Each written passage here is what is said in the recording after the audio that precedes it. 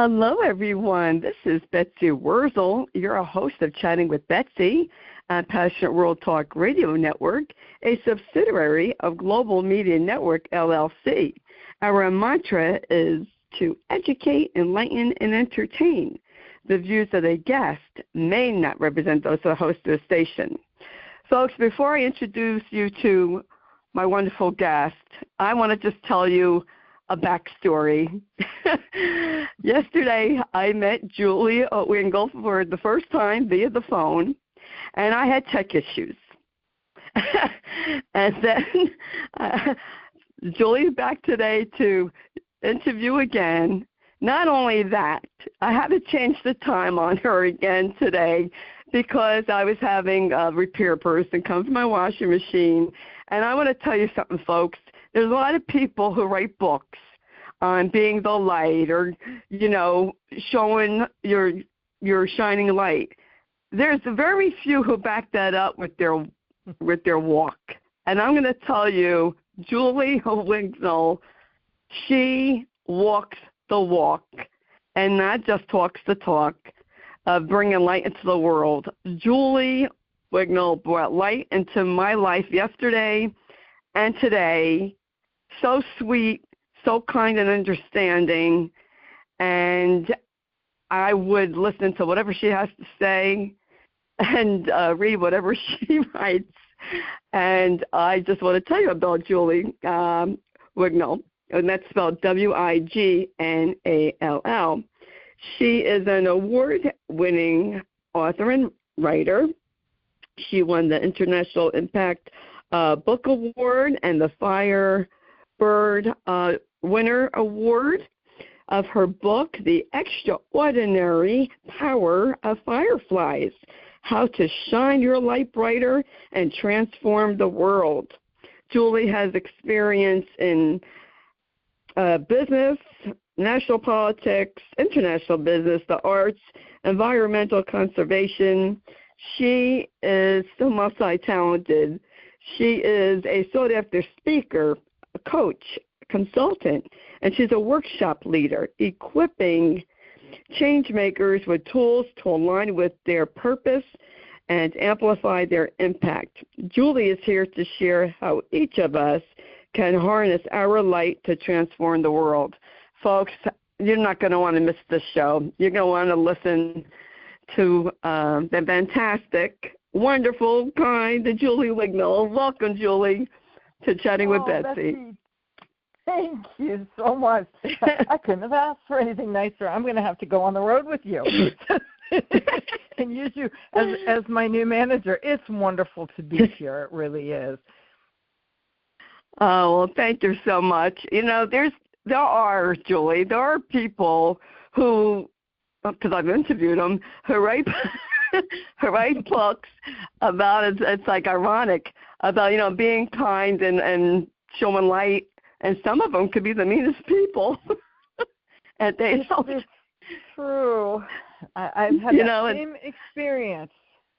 Yeah, and they don't follow through. It's so important. Yeah, and it's so important, I think, to walk the walk. Yes. I have to tell the audience, and it's going to be in the blog. I went before, but I went again yesterday because I signed up for Julie Wignall's newsletter. And, oh, my goodness, your website is beautiful. Folks, you got to go on the website.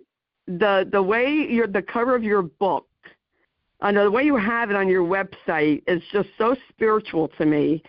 It brightened my day. And I was having a very bad day yesterday. I didn't feel well.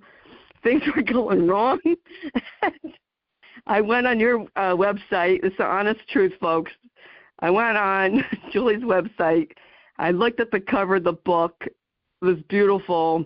And I signed up for the newsletter. And you had what's it called? The lessons? Firefly lessons or something? For yes. Fireflies. Yes, folks, you got to get it. I looked at it. I couldn't really comprehend it all because I wasn't feeling well. I had a migraine. But just looking at it, made me feel so much better, Julie. And it made me feel better because I know it's coming from someone, from you, who means what you say. You show this. Thank you. That's the whole purpose, Betsy, of this book. You know, for me, this isn't you're going to learn this, it's a call to action. And the reason I chose Fireflies in the first place is because whenever any of us think of fireflies, you know, or I mention fireflies, our faces light up. We're reconnecting to the magic of nature. We're remembering when we found fireflies when we were 10 years old in our backyards. We're connecting to something that's bigger than ourselves. And the concept is yes, there's magic in fireflies, but it's just a reflection of the magic that's inside every single one of us. So I wrote this book as a call to action, to say it's time to get past standing on the sidelines with your wishes and your hopes and your dreams, and it's time to put them in action, because that's what creates the firefly. And to get on the firefly path and to be happy, that's what we're here for, is to be happy and to connect with each other. And when you talk about, you know, walking the walk, so many people today, they spend time trying to think about, what's my purpose? And I kind of focus on what is it that gives your life meaning. But the next point in that I think that in today's world we've kind of forgotten is, along with that, what is your code of values? What's important to you?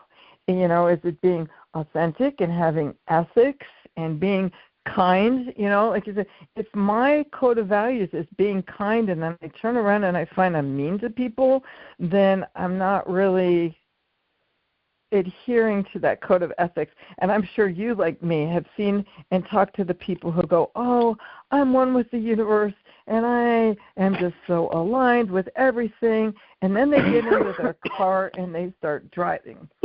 And the next thing you hear is, that idiot driver and that guy cut me off. And you sit there and you think, well, what happened to that alignment that you just told me about 5 minutes ago?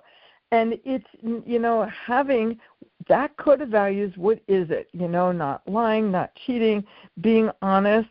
Part of my code of values is being authentic. And so I want to live in a world where you don't have to pretend that everything's great when it's not.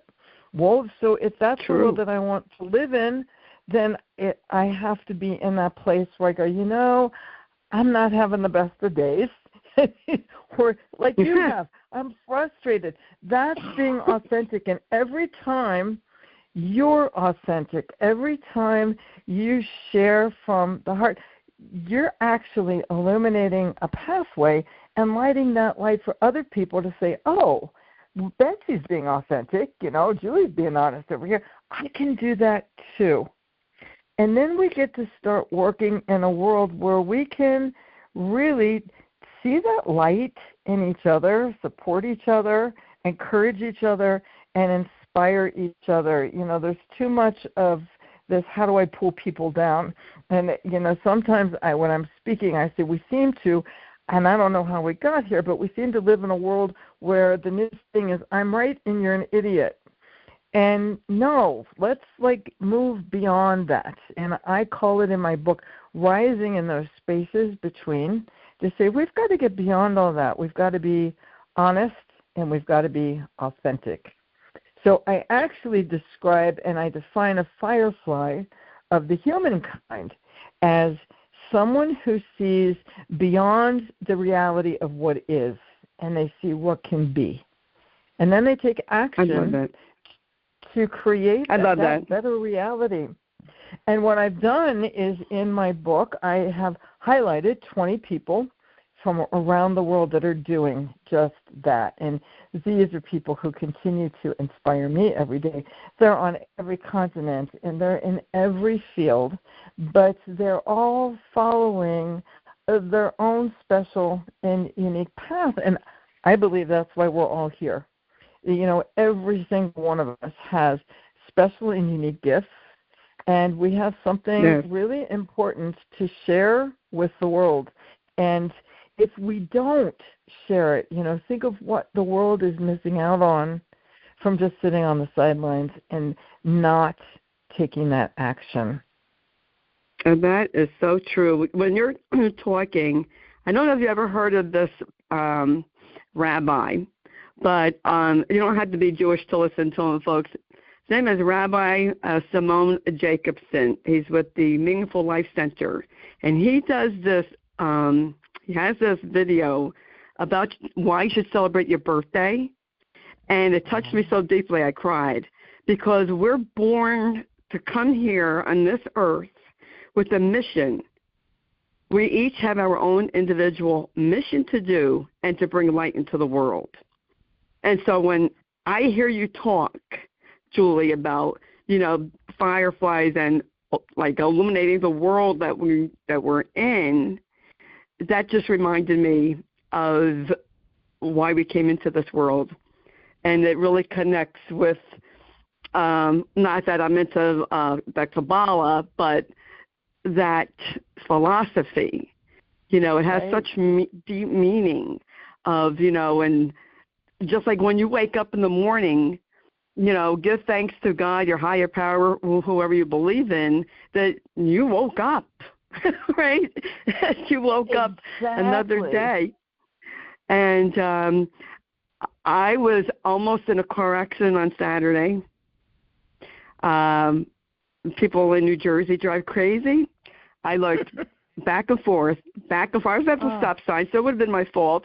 I looked back and forth, and I go to my car to go, and my son goes, "Mom, watch out!" This car came flying down the street out of nowhere. Oh my gosh! Almost hit her. I came close. So God was protecting me. I believe that.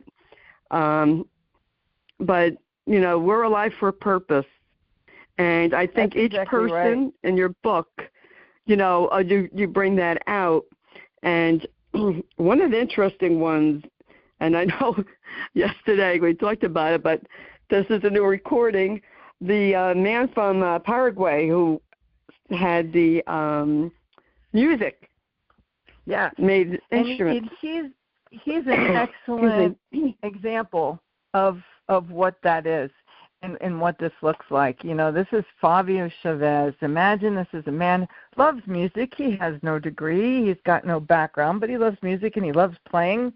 And he was working as a sanitation engineer on the largest landfill of throwaway materials in Paraguay. And there are people who live there that I give a whole new definition to what poverty looks like. But these people, the poverty is there, but they are very innovative. Just because you don't have money doesn't make you stupid. And these are people who are incredibly innovative, and they've used the pieces that they found within this landfill to create their homes. This is like where they're living. And Fabio's working there. He's getting to learn and to know the families and their kids. And he thought to himself, here's your hopes, dreams, and wishes. He thought, I would love to see these kids learn music and to create an orchestra here and really see if we can change their lives and give them new opportunities. But what happens with all of us, we usually sit on the sidelines and we go, what a great idea, but then fear takes over. Oh, I can't do that, or who am I to do that? And, as Marianne Williams said, who are you not to do that? And Favio, his first thought was maybe I could get funding to find the money to buy instruments for these kids here.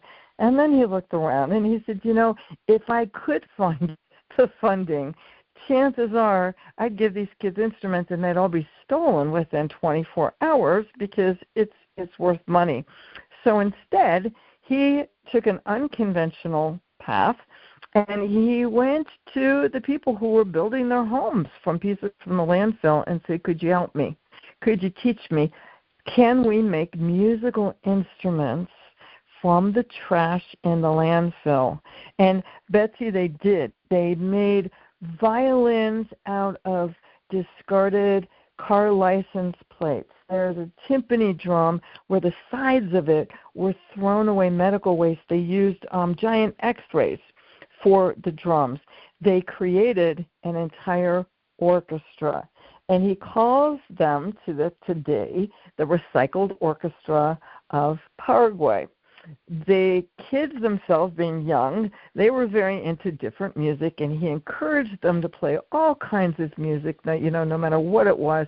Well, we had a number of kids who were fans of Metallica.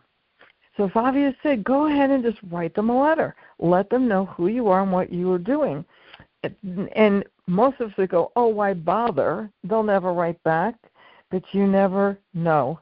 Not only did Metallica write back, they showed up in Paraguay to learn more about what the kids were doing. And they ended up with the Recycled Orchestra. They opened on concert tour for Metallica. They've since gone on. They have opened for Stevie Wonder.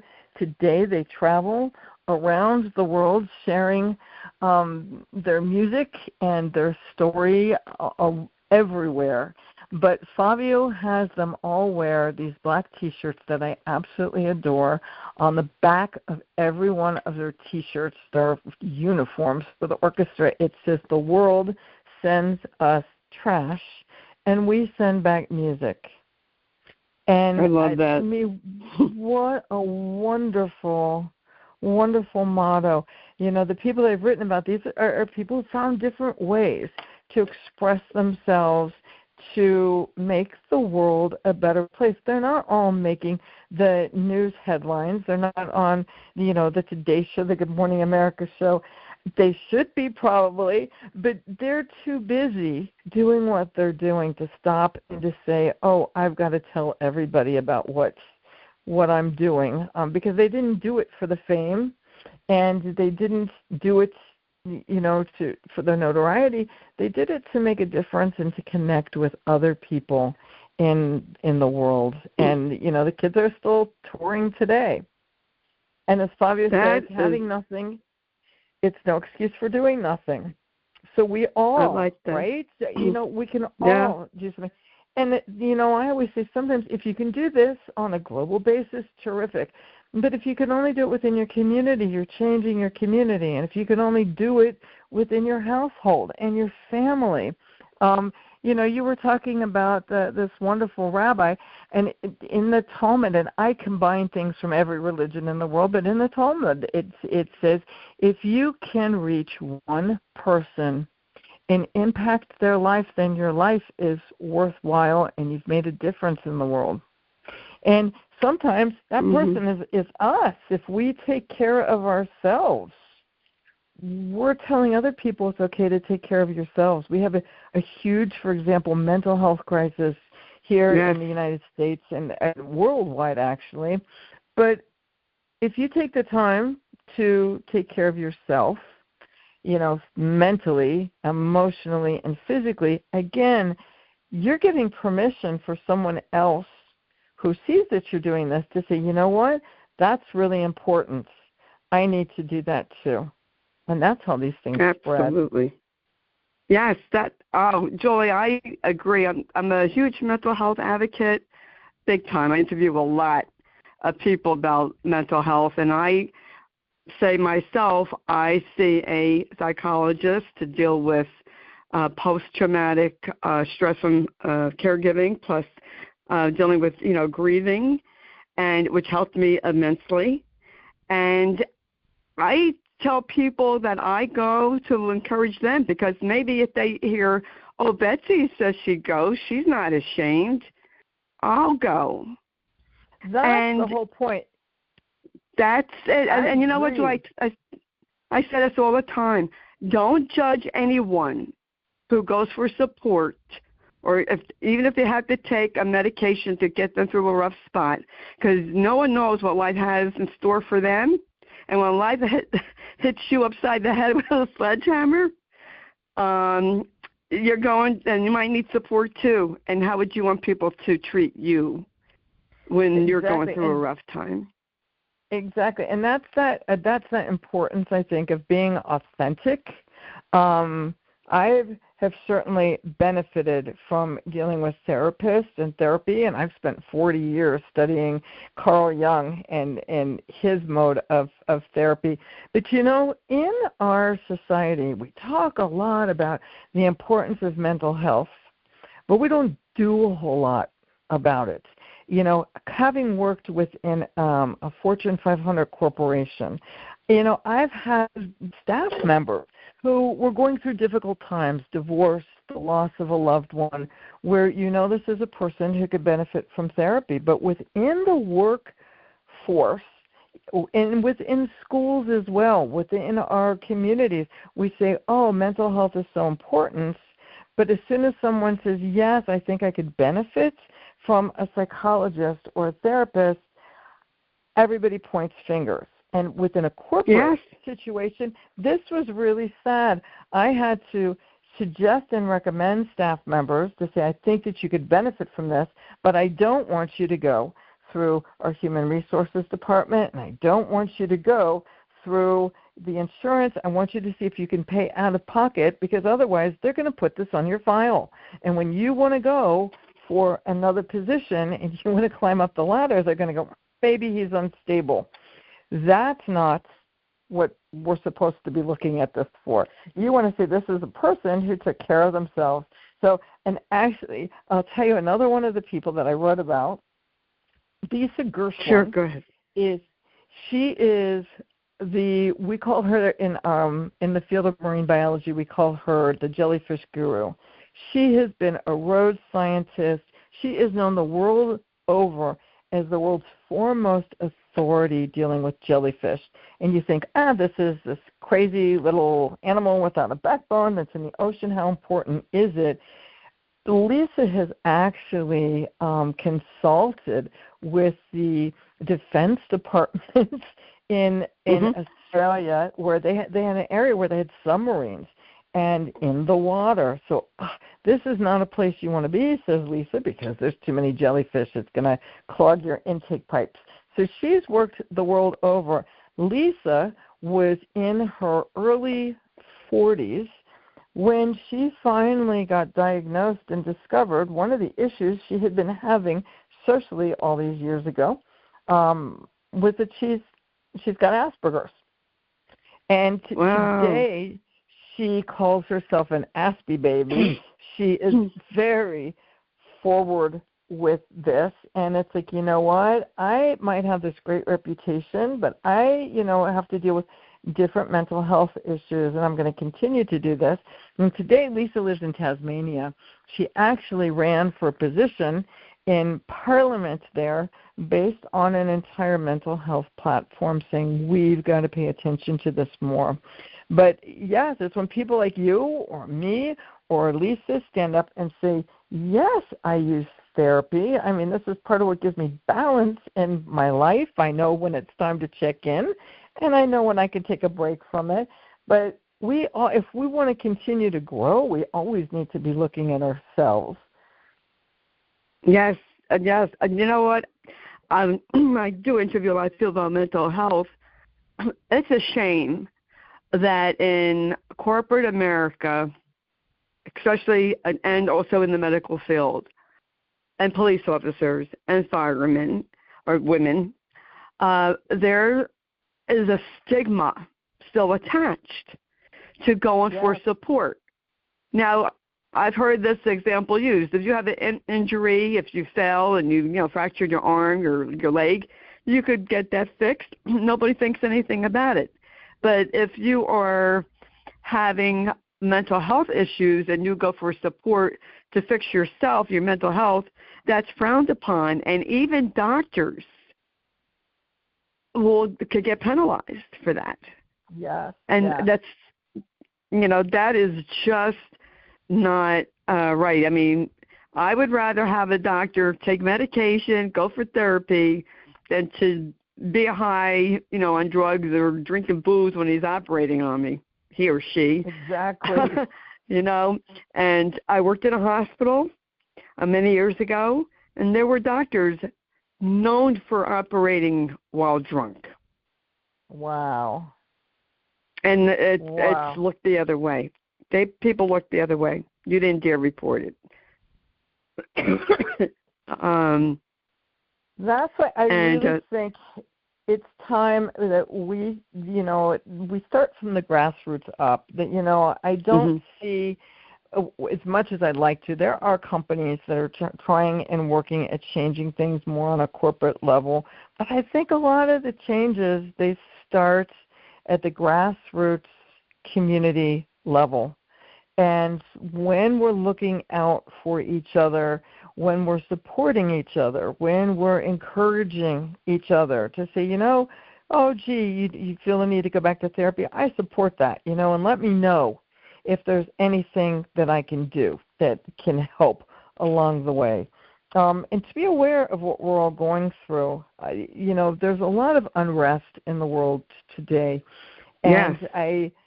I don't know if I had brought this up before. I was looking at a thing where someone was just complaining and yelling about women's issues today.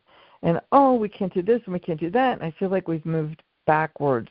And there was a woman in her late 60s who said, well, I can't believe that I'm still at this age and I'm still fighting for women's rights.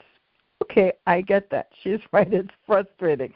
But then there was a woman who was 83, and she said, I've been working for women's rights longer than you have, and I want to say that when I was young, I was in an abusive marriage. I had a young son, and I was saved not by any shelter, because these were before there were women's shelters. Nothing like that existed.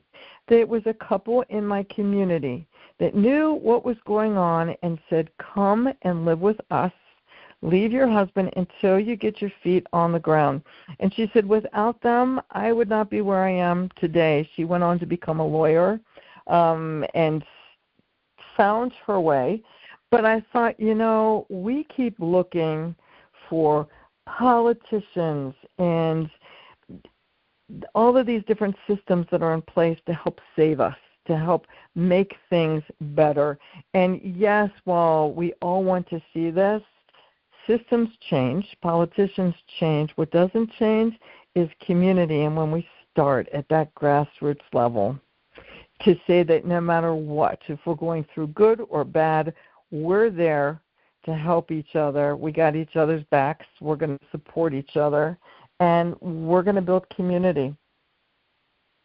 Absolutely. Joy, I feel that one act of kindness can change someone's entire life. It really can.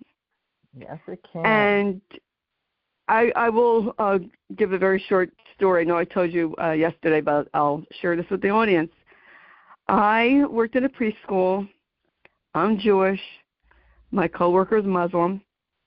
And she helped me get on Facebook, which is very kind of her. Her doing that simple act of kindness, folks, changed my life, literally. I went on support groups, and then eventually got a smartphone. I did videos. I put them out in different support groups. People heard me. They said that I helped them. I met Jeannie White, who's the station manager of this show. I'm not sure the station. And that's how I became a podcast host, because Jeannie discovered me, all because someone helped me get on Facebook. That's just a simple act. And it didn't matter, of different faiths. We respected each other. And you know what? I say this all the time, Julie. You don't have to like someone's lifestyle. You don't have to approve of it. You don't have to approve of what they believe in, but there's respect. Exactly. There's the difference. Exactly. One of the people that I highlight because of that is Ronnie Abergel. You want to talk about a different way to deal with a problem. Ronnie lives in Denmark, and when he was a teenager, he and his brother were friends with a local community, and one of their friends was murdered, was shot, dead. How do you deal with that as a kid? And a lot of people we know would become violent in turn, become angry. Ronnie, instead, there's a big festival that takes place in Copenhagen every year, and he and his brother and remaining friends, they set up a tent, and this was a literary festival. And they said, well, instead of being a book, we're going to be a book where you can check us out, the people, because we had this horrific experience, and we want to share it with people so that you know what it feels like from our perspective to have lost someone to gun violence. What a different way to deal with that.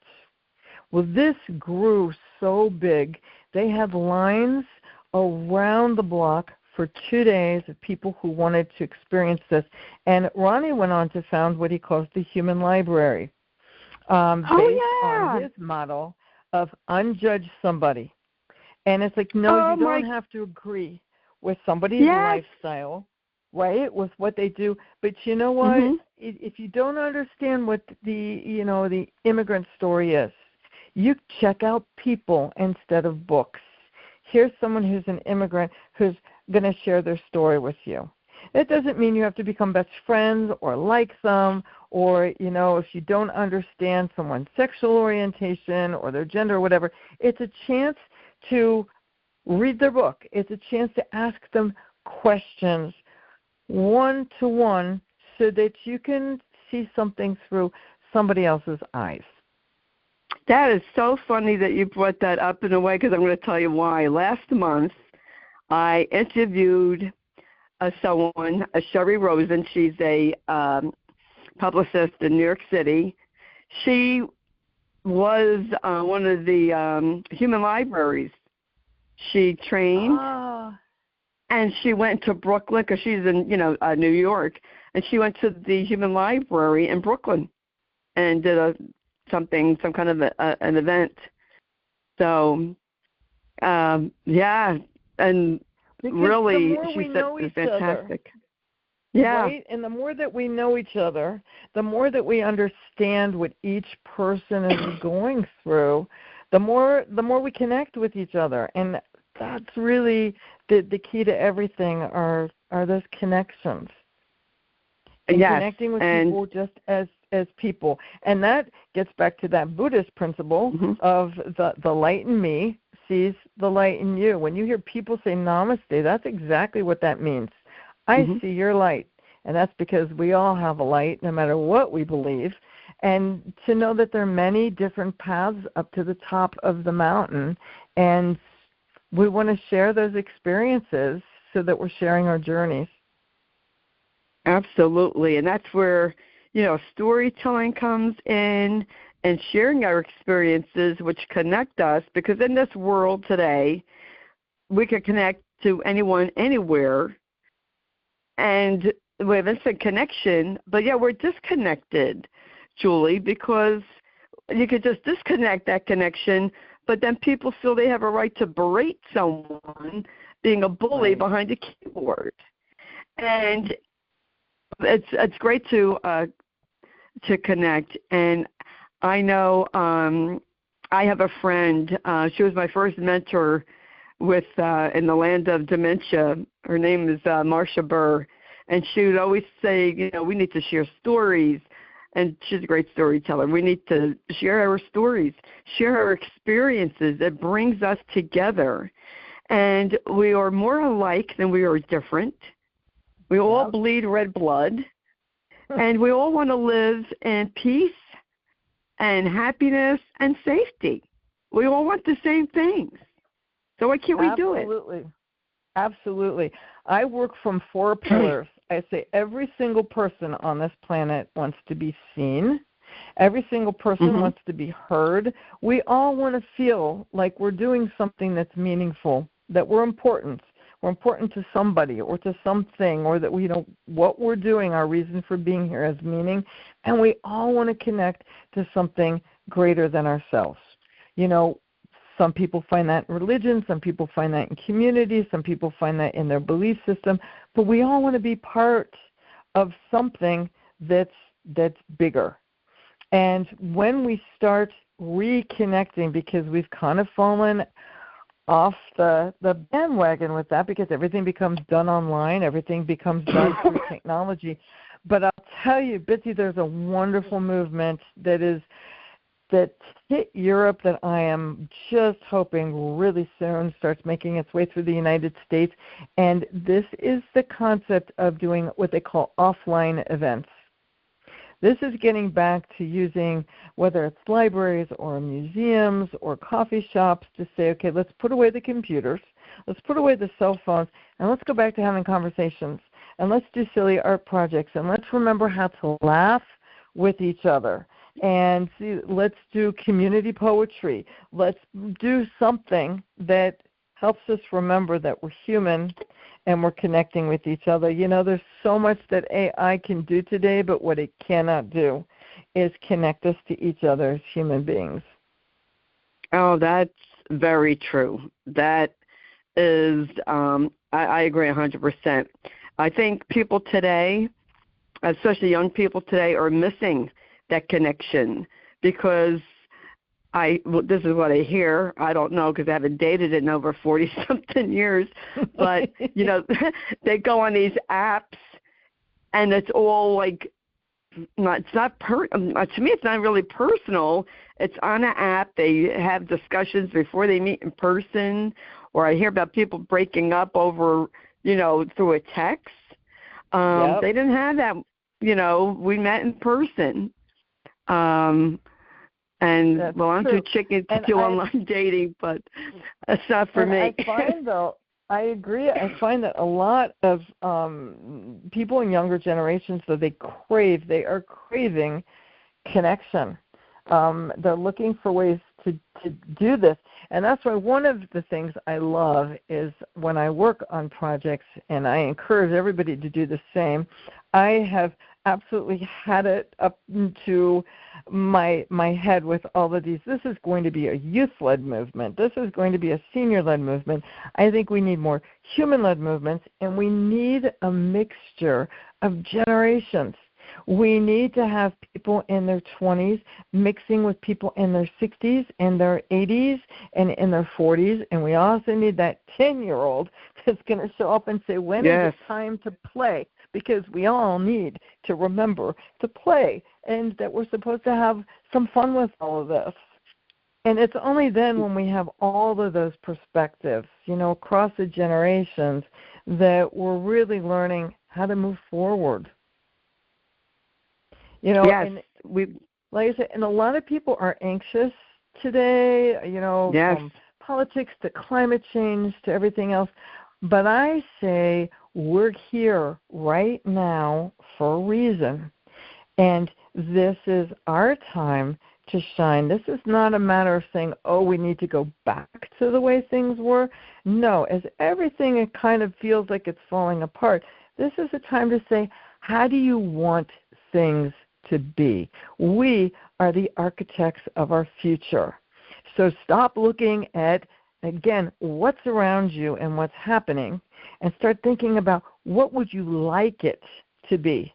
We have, you know, war and famine, all these things in other countries. We have people who are hungry right here.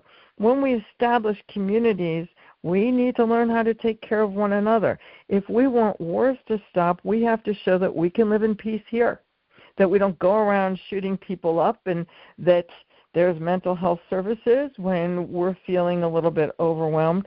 But it's up to us to architect what kind of future that we want. And now's the time to start planning and start working at creating what we want that to look like. What do they say? It's not over till the fat lady sings. And I'm telling you, as a scientist, and, you know, having dealt in environmental issues for over 30 years and all the fear factors with climate change, it's not over, and it's not a done deal. And there are incredibly innovative people. We've got some great thought leaders. We need to support them, and we need to get them off the sidelines too. Another person who I talked about who I love is Layla Ajarlu, who's a designer. Think about this. We say, oh, you have to be careful, this is terrible, and you need to do things that are good for the environment, and we shame everybody. How dare you get on an airplane? What do you mean you have to drive a car to work? This is terrible for the environment. And we say one of the top things that ends up in our landfills is food. And people shame, oh, you've got too much food that's gone bad. This is all going to end up in a landfill. And think about this. The average person, we go to the grocery store and we go, I'm going to eat really healthy this week. And you buy fruits and vegetables.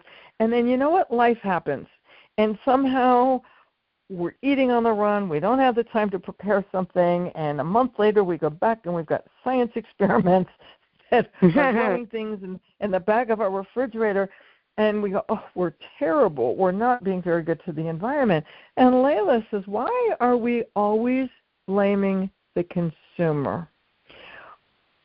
This is life. Maybe we should stop making people feel badly for this and say, we understand life happens. Let's start designing things better. Yeah, how many people change their cell phone every 2 years? We need a new computer every 2 to 3 years. This is all electronic waste that goes into landfills. Well, is it our fault? Our systems can't keep up. Layla turns around and says, no, this is a design issue. Let's design them better. So maybe there's a small little plug-in that you can do that will upgrade your computer, upgrade your cell phone, so that we don't have this electronic waste in the first place. It's a completely different way to look at things. It's a paradigm shift. But to say we don't have to walk around feeling like the guilty parties all the time. There are paths forward, and we have to decide what we want that to look like. That's a good point, Julie, about making smartphones, computers, where you can upgrade instead of having to throw them out. As a matter of fact, appliances, washers, dryers, refrigerators, and I have talked to many a maintenance man that's been in my house, and they said that, unfortunately, they are not making appliances today to last. Right. The average appliance lasts 5 years. Now, I have Matt's, my husband's grandmother's refrigerator. That's a dinosaur. The thing's, I don't even know how old that thing is. It's still running. I don't use it, but it's in here. It would take a lot of people to remove it. It's solid. It's heavy. And you could just tell by looking at that versus a modern refrigerator, the quality. Right. And they're just now making appliances to last. So, and that takes up space somewhere in a landfill. I mean, what do they do with these appliances? Right? Washers and dryers, refrigerators, where do they go? They have to go to a landfill somewhere, a recycling center. So to make things last like they used to back in the old days. But everything's disposable. We live in a disposable society. Part of this is, it's time to start looking at things differently. And, so many people who are, whether they're working with appliances or they're teaching, or they've got fabulous ideas. And these are the things that truly can help propel us forward, because forward in that future doesn't have to be doom and gloom. We don't have to go, oh, my God, I'm so scared for the future. We need to step up. We need to shine our lights brighter, and we say, I have a different vision for the future. We can change. We can change things. And, it's easy to look at companies and corporations and, oh, they're such bad guys and they're so greedy. But it's not corporations that are greedy. There are people within the corporations that are greedy. And that's, again, where we need to do a paradigm shift to say, you know what, yes, there are those that are, but there are also those that want to see a better world. And those are the people that we need to be supporting and encouraging and looking at things through a brighter light. I agree, absolutely. Julie, what would you like people to take away from your book? I know you want to call to action. I'd make it a call to, and actually within the book, there are they're not long chapters because this is a call to action. Each chapter has some lessons that I've learned that I encourage people to incorporate. It's not my way or the highway. It's find your own way. Here are 2 different fireflies in different parts of the world who are doing this in different ways, but every chapter actually ends with an exercise to say, how can you take what you've learned and bring it into your life, from theory into action? Because that's what this book is encouraging, that every single person has a special and unique light to shine, and the world needs it. We need you, and we need you now.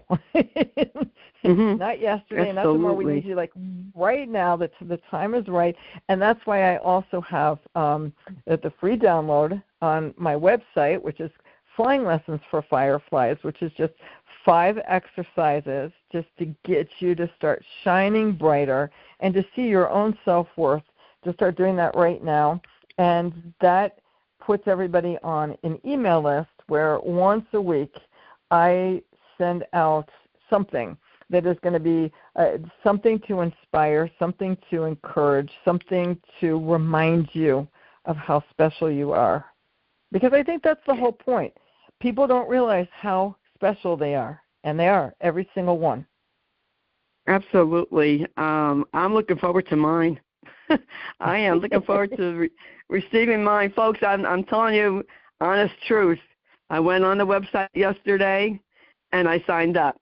So I'm looking forward to it. And I have to go back when I have time and do the exercises that are on the for the fireflies. I don't know why that's a tongue twister for me. As we wrap it up, what is your website, Julie, where people can buy your book? You can remember just Extraordinary Fireflies. It's www.extraordinaryfireflies.com, and that has the links to all the social media pages where I work to share things that are positive and uplifting as well. There's links to buy the book, but you can go into any bookstore and request it. But yes, and the concept of that is let's start building community. And community everywhere, because everybody deserves to be inspired. Oh, I agree. I love that, building community. And I know that I try to do my part from my little corner of the world here in New Jersey, using my voice to help other people. And I'm blessed to do that, and I don't take it lightly. I'm very grateful to Jeannie White and Lillian Caldwell for letting me Firefly. Have a platform. You're sharing that light. You are a true firefly. So are you, Julie. Folks, I may sound redundant, and that's okay, because we do need to shine our light bright. We need to change the world around us first. Change ourselves and have a better version of ourselves, and transform that. And it's never too late. You're never too old. I started at the age of 60. I'm 67 now, and you don't stop learning as long as you're living. So I want to thank you, Julie Wignall, for coming on and sharing wisdom and about your book. The book, folks, is The Extraordinary Power of Fireflies, How to Shine Your Light Brighter and Transform the World. All the information about Julie Wignall will be in the blog that Jeannie White writes, who's the station manager and produces the show. And I want to thank Lillian Caldwell, CEO, who makes this all possible. And I want to thank you, the listeners. Thank you for listening and subscribing. Please share the show to help other people. That's what I'm here for. Passion World Talk Radio Network isn't just an internet station. We're a resource center.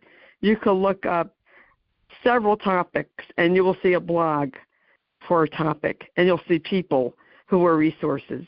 I have excellent resource people on my show. If I have to toot my own horn, I will. Toot, toot.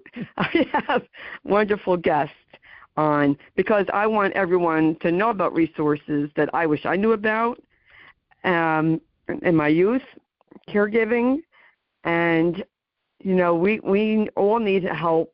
We all need support. And if you can learn now, you're a young person, and you can learn now to shine your light and to be yourself and to love and accept yourself when you're young, all the better for you. It took me until I was 60, and it's still a battle for me, to be honest. But, you know, it's really never too late. And I just want to thank everyone for listening. You can follow me on Facebook, Betsy Wurzel, Wurzel. If you need a support group, if you're a caregiver, #Kick Alzheimer's S Movement. And I just want to say that you can listen to Spotify, Spreaker. You could subscribe for free on those stations. Also, Amazon Music. I am on. And I just want to tell everyone, you're going to want to listen to a show I did by myself where I talk about how I became a podcast host.